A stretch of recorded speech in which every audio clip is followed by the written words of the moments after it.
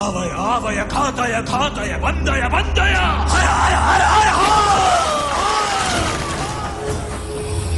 ناظرین، قرآن پاک ایک مکمل کتاب ہے جس میں ہر نوع جو زندگی رکھتی ہے کے حقوق پر روشنی ڈالی گئی ہے، جن کی مزید وضاحت چاہیے ہوتی ہے احادیث ان کو واضح کرتی ہیں، لیکن ایک نوع کا ذکر نہ قرآن پاک میں ہے نہ ہی احادیث ان کے حقوق اور دیگر چیزوں کو واضح کرتی ہیں۔ وہ نوع کون سی ہے؟ جی ہاں، خواجہ سرا۔ خواجہ سراؤں کا ذکر نہ قرآن پاک میں کہیں ہے، نہ ہی، جیسا کہ میں پہلے بیان کر چکا ہوں، احادیث میں ان کے حقوق یا دیگر چیزوں کے بارے میں کوئی بھی وضاحت کی گئی ہے۔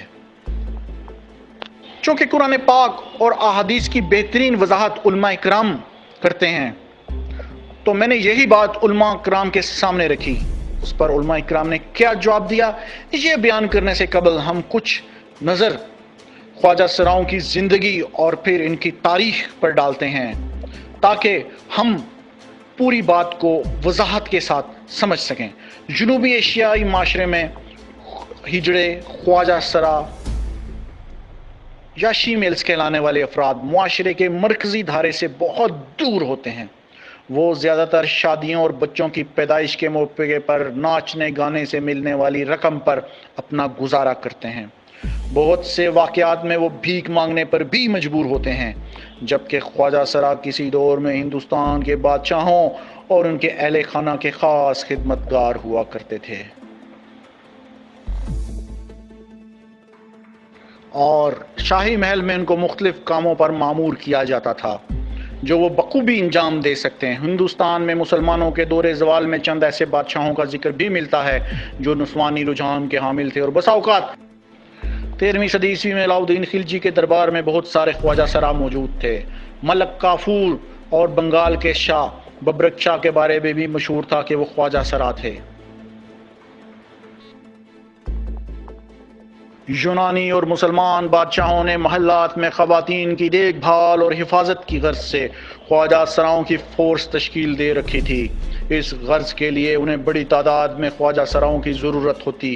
اسلام میں چونکہ کسی کو خواجہ سرا بنانے کی ممانعت ہے، اس کے حل کے لیے بردہ فروشوں نے افریقہ، وسط ایشیا اور یورپ کے غیر مسلم ممالک کے بردہ فروشوں سے تعلقات قائم کر لیے تھے۔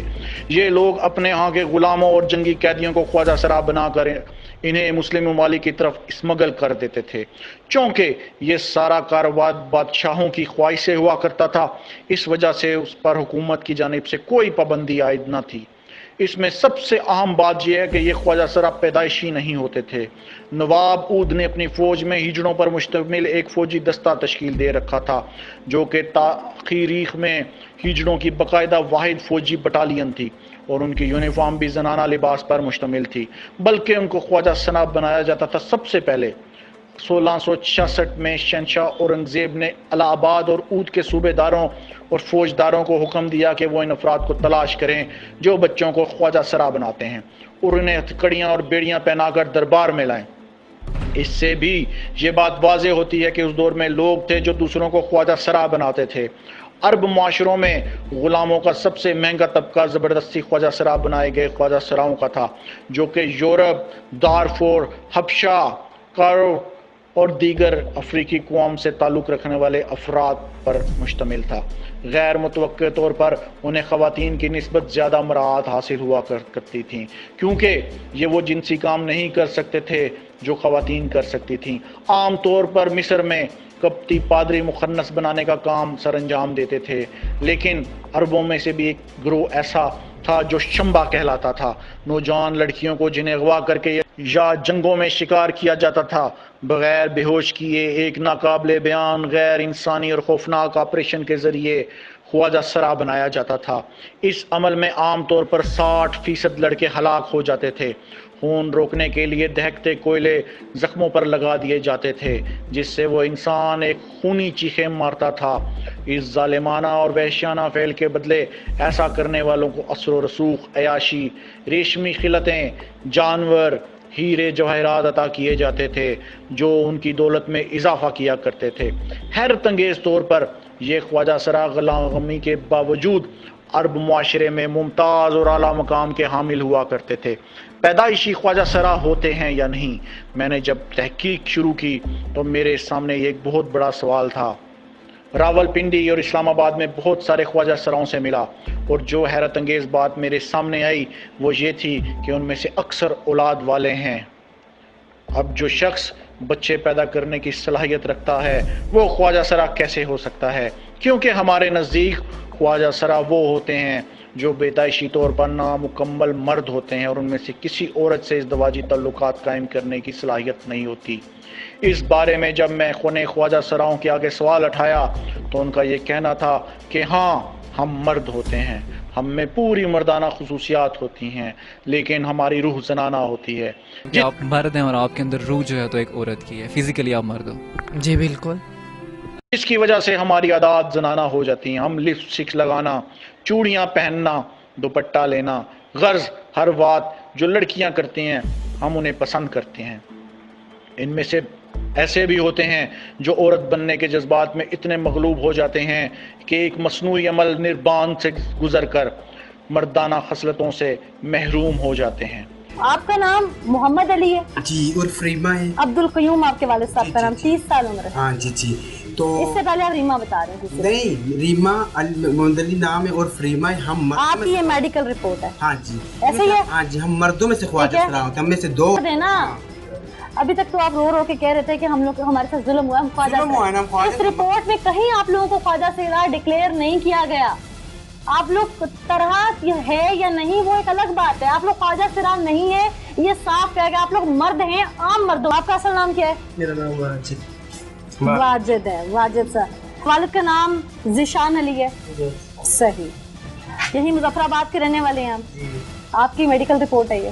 جی۔ اس میں صاف لکھا ہے اپنا، آپ خواجہ سرا نہیں ہیں۔ میرا نام مسکان۔ نہیں، اصل نام؟ راجہ صغیر میرا نام ہے۔ راجہ صغیر نام ہے آپ کا؟ اچھا، یہ تو اب تو چال ڈھال ٹھیک کر لو، ڈاکٹر نے کہا مرد ہو۔ راجہ صغیر، ٹھیک ہے۔ عبد الطیف ہے والد کا نام، اور پیشے سے صرف ہی جڑے ہو، ہاں جی ویسے مرد۔ ٹھیک ہے، مرد ہیں، لیکن ہمارا روح کو کون پوچھتا ہے؟ روح کا بھی آج کی جسم ہے، جسم میں تو روح ہوتا ہے نا، تو روح جو ہے لیڈیز اس کا کیا کرے؟ یہ کون سا ایک عام مرد ہماری طرح تیار یہ تو سائنس نے بھی ڈکلیئر نہیں کیا۔ ڈاکٹر نے کلیئر کر دیا مرد، یعنی مانتے ہیں ڈاکٹر نے صحیح کلیئر کیا، لیکن نہیں مرد ہے یا نہیں جسمانی طور پہ؟ ہاں جسمانی مرد۔ صحیح، یہی پوچھنا تھا میں نے۔ کیا نام ہے بھائی؟ محمد حفیظ۔ محمد حفیظ صاحب، اس سے پہلے تو نہیں بتایا نام آپ نے؟ بتایا تھا پہلے آپ کو۔ کب بتایا تھا؟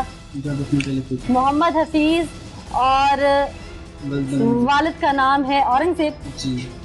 اچھا، عرف؟ گجر کو والا۔ عرف گجر کو والا ہے؟ ادھر نام کیا رکھا ہوا ہے جو پہلے بتایا تھا ہمیں؟ مدیہ نام ہے اچھا، کیوں؟ ہمارا، اور ہم کچھ کام نہیں کر سکتے۔ کیوں؟ ہم گھر میں مرد ہو؟ کام، پوری رپورٹ ہے۔ ہمیں شوق ہے اس طرح کا، ہم کیا کریں؟ شوق؟ محمد کرام۔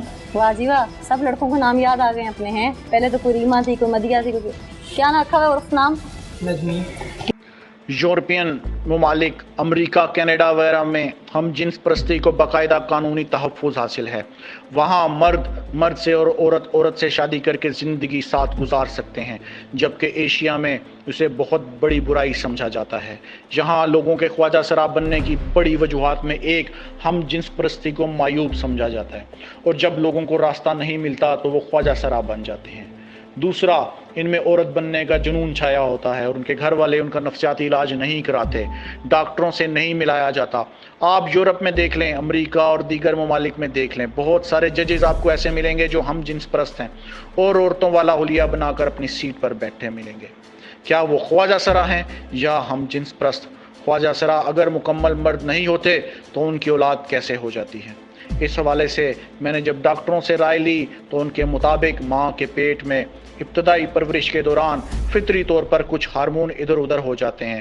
یہ عام طور پر وہ بچے ہوتے ہیں جن کی جنس پیدائش کے وقت متعین نہیں کی جا سکتی۔ ذرا بڑا ہونے پر مختلف ہارمونل ٹیسٹ کی بنیاد پر ان کو قریبی مرد یا عورت کہا جاتا ہے۔ اس کا انحصار اس بات پر ہوتا ہے کہ ان کا ہارمونل بیلنس کس طرف زیادہ ہے۔ یہ ایک الگ بات ہے کہ وہ عام انسانوں کے اس جاندار یا اس नोखे जानदार ख्वाजा सरा का जोड़ा कहाँ पे है। नाजरीन, अब ज़रा हम उन अहादीस का जायज़ा लेते हैं जिसमें ख्वाजा सराओं का कोई ज़िक्र आया हो। इससे पहले मैं एक और बड़ी वजाहत के साथ बात कर देना चाहता हूँ। मैंने नबी करीम सल्लल्लाहु अलैहि वसल्लम की ज़िंदगी के हवाले से तमाम अहादीस खंगाली, तमाम कुतब जिनमें नबी करीम सल्लल्लाहु अलैहि वसल्लम की ज़िंदगी के बारे में मुकम्मल वजाहत के साथ बताया गया है, उनको छान मारा और ये पता करने की कोशिश की कि क्या नबी करीम सल्लल्लाहु अलैहि वसल्लम के दौर में या फिर हज़रत ईसा अलैहिस्सलाम के दौर में या फिर हज़रत मूसा अलैहिस्सलाम के दौर में या फिर किसी भी दूसरे नबी या पैगंबर के दौर में ख्वाजा सरा किसी नबी पैगंबर से कोई मुलाकात करते हैं। तो हैरत अंगेज़ बात आपको बताऊं कि ख्वाजा सराओं का जिक्र मुझे कहीं नहीं मिला। जहाँ तक कि नबी करीम सल्लल्लाहु अलैहि वसल्लम के भी पूरे दौर में उनकी किसी भी ख्वाजा सरा से मुलाकात या किसी भी ख्वाजा सरा की तरफ से नबी करीम सल्लल्लाहु अलैहि वसल्लम से मुलाकात का कोई एक सिंगल वाक़या भी नहीं मिलता। तो सबसे बड़ा सवाल यहाँ पर यह पैदा होता है कि क्या नबी करीम सल्लल्लाहु अलैहि वसल्लम के दौर में कोई भी ख्वाजा सरा मौजूद नहीं था। नाजरीन, हम ज़रा उन अहादीस का भी अब जायज़ा लेते हैं जो नबी करीम सल्लल्लाहु अलैहि वसल्लम से मंसूब की जाती हैं और ये कहा जाता है कि उनमें ख्वाजा सराओं का जिक्र आया है। तो जो पहली हदीस हमें मिलती है उसके अल्फाज मैं आपके सामने बयान करता हूँ। नबी पाक सल्लल्लाहु अलैहि वसल्लम फरमाते हैं, जो मर्द औरतों की मुशाबहत इख्तियार करते हैं और जो औरतें मर्दों की मुशाबहत इख्तियार करती हैं उन पर लानत है, और जो मुखन्नस मर्द है उनको अपने घरों से निकाल दो। अब्दुल्ला बिन अब्बास से रवायत है, नबी अकरम सल्लल्लाहु अलैहि वसल्लम ने फरमाया फ़लाँ शख्स को घर से निकाल दिया और हज़रत अली ने फ़लाँ शख्स को भी निकाल दिया। मुखन्नस मर्दों को घर से निकालने का हुक्म है। सिर्फ ये घरों तक ही महदूद नहीं बल्कि उन्हें शहरों से भी निकाल देने का हुक्म है। मुखन्नस मर्दों से औरतों की मुलाकात की भी ममानियत है और हिजड़ों से भी पर्दे की ताकीद की गई है। ये हदीस सही बुखारी की थी। सही बुखारी में ही आता है कि औरतों की मुशाहबत इख्तियार करने वाले मर्द से मुराद वो मर्द जो अंदाज और हियत और रूप में औरतों की मुशाहबत इख्तियार करे और औरतों का लिबास पहने, मर्दों के अंदाज अपनाने वाली औरतें जो मर्दों की तरह लिबास ज़ेब तन करें। इब्ने मलीका से रवायत है कि हज़रत आयशा रज़ी अल्लाह ताला अन्हा से पूछा गया, जो औरत मर्दों जैसा जूता पहनती है उसके बारे में क्या हुक्म है। हज़रत आयशा रज़ी अल्लाह ताला अन्हा ने फरमाया, नबी पाक सल्लल्लाहु अलैहि वसल्लम कहते थे, मर्दानापन इख्तियार करने वाली औरत पर लानत है। ये सही बुखारी में हदीस बयान हुई है। नाजरीन, हमारी तहकीक के मुताबिक पैदाइशी तौर पर, जैसा कि मैंने पहले भी बयान किया, कि कुछ लोग ऐसे ज़रूर पैदा होते हैं जिनकी तादाद लाखों में शायद एक या इससे भी कम होती है। वो हार्मोनल प्रॉब्लम से सब पैदा होते हैं लेकिन उनका बाकायदा इलाज मौजूद है और वो अपनी जिन्स में बाकायदा औरत या मर्द की तरफ ले जा सकते हैं, या औरत या मर्द अपनी मर्ज़ी से तयन करके बन सकते हैं।